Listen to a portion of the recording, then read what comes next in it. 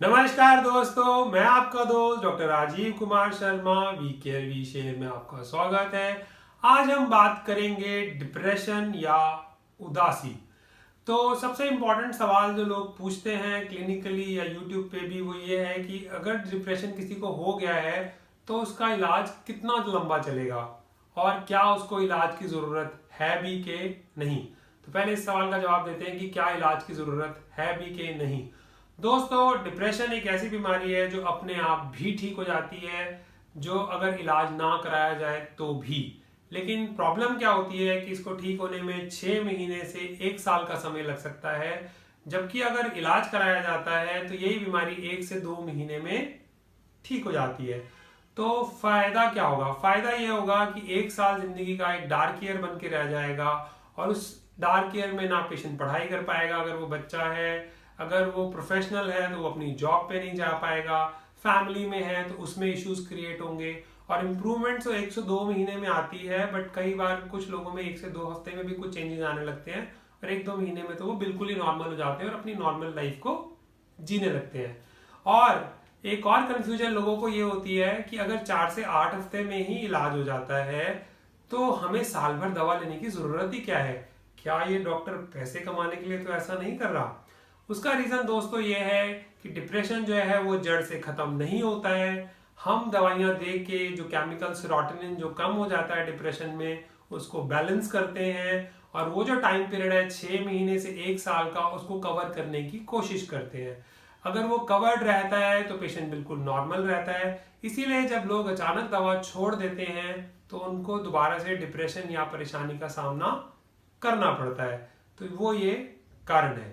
उसके बाद डिप्रेशन में हम साइकोलॉजिस्ट के पास जाएं या हम साइकियाट्रिस्ट के पास जाएं। डिप्रेशन को हम 3 तरह से देख सकते हैं। माइल्ड मतलब हल्का डिप्रेशन, मॉडरेट मतलब मिडिल लेवल का, सिवियर मतलब बहुत ज्यादा। अगर तो माइल्ड लेवल का डिप्रेशन है तो साइकोथेरेपी भी बहुत अच्छे से काम करेगी, क्योंकि काफी लोग हैं वो दवा नहीं लेना चाहते, वो साइकियाट्रिस्ट को नहीं दिखाना चाहते, वो सिर्फ काउंसलिंग कराना चाहते हैं या साइकोलॉजिस्ट को दिखाना चाहते हैं, जो कि एक अच्छा ऑप्शन है। उसके अलावा अगर मॉडरेट या मिडिल जोन कह लीजिए, सिवियर या बहुत ज़्यादा डिप्रेशन है, सुसाइडल है और किसी को बहुत सारी डिल्यूजन और इस तरह के सिम्टम्स का सामना करना पड़ रहा है, तो उसमें तो दोस्तों दवा देनी ही पड़ेगी और दवा से ही बेनिफिट होगा। अब ये सवाल आता है कि दवा देनी है तो कितने समय के लिए देनी है। अगर किसी को पहली बार डिप्रेशन होता है तो उसमें तो हम दवा देंगे सिर्फ 6 महीने या 1 साल के लिए, but as a professional I prefer कि 1 साल के लिए दवा ली जाए। उसके बाद अगर किसी को दोबारा डिप्रेशन होता है तो उसमें एक बड़ा सवाल आता है कि कितने समय के बाद होता है, क्योंकि रिसर्च ये कहती है कि अगर 2.5 साल का गैप है 2 डिप्रेशन के बीच में, तो दूसरे वाले डिप्रेशन में भी हमें सिर्फ 1 ही साल की दवा देनी पड़ेगी। प्रैक्टिकली स्पीकिंग, किसी को 2012 में डिप्रेशन हुआ तो हमने 2013 तक उसको 1 साल तक दवा दी। उसके बाद 2017 में उसको डिप्रेशन हुआ, हमने सिर्फ 1 साल के लिए दवा दी। लेकिन अगर किसी को 2015 में भी डिप्रेशन हुआ, 2016 में भी हुआ, 2017 में भी हुआ, तो उस केस में उसको डिप्रेशन बार बार हो रहा है, तो हम नहीं चाहेंगे कि पेशेंट परेशान हो बार बार, इसलिए हम उसको दवा लगातार 5 साल के लिए देंगे। तो अगर 2.5 साल के बीच में ही अगर किसी को बार बार डिप्रेशन होने लगे तो उसका जो ट्रीटमेंट है दोस्तों वो हमें करना पड़ता है 5 साल तक, और पेशेंट उस 5 साल में दोबारा बीमार नहीं होना चाहिए। बट अनफॉर्चुनेटली कई बार ऐसा भी होता है कि पेशेंट दवा लेते लेते भी दोबारा बीमार हो जाता है, तो उस केस में हो सकता है कि लाइफ लॉन्ग के लिए भी दवा देनी पड़े। आमतौर पे जो डिप्रेशन है वो 40 साल की उम्र में स्टार्ट होता है, बट ये बच्चों में भी हो सकता है और बड़ों में भी स्टार्ट हो सकता है।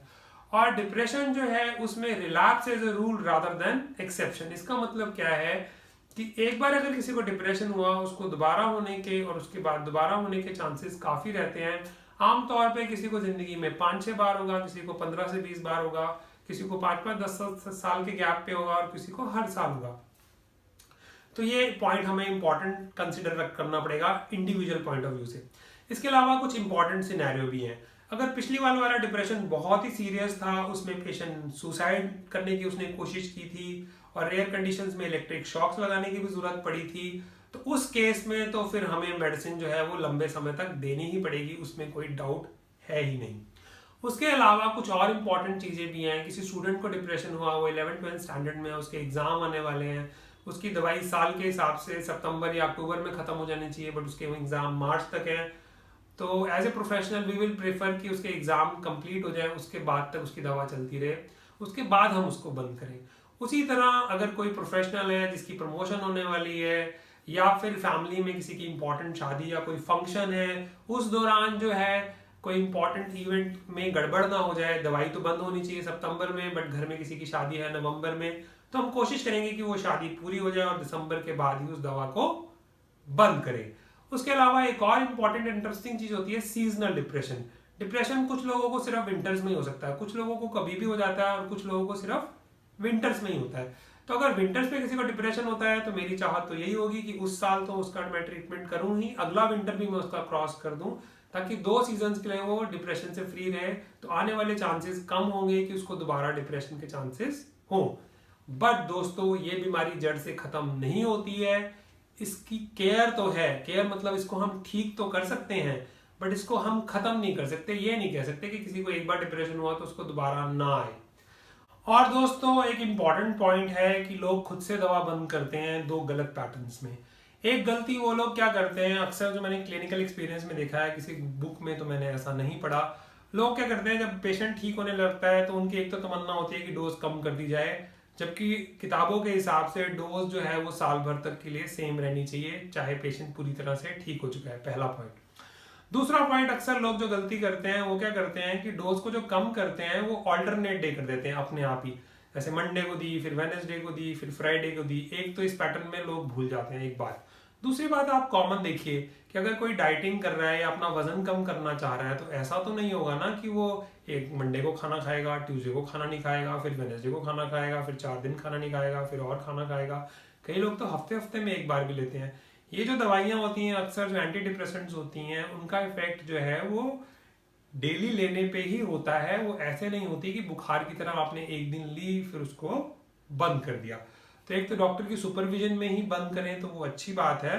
और लास्ट इंपॉर्टेंट बात यह है कि जब हम इसको बंद करें तो वो जो बंद करें उसको 1-2 हफ्ते या महीना लगा के डोज को कम करके फिर बंद करें।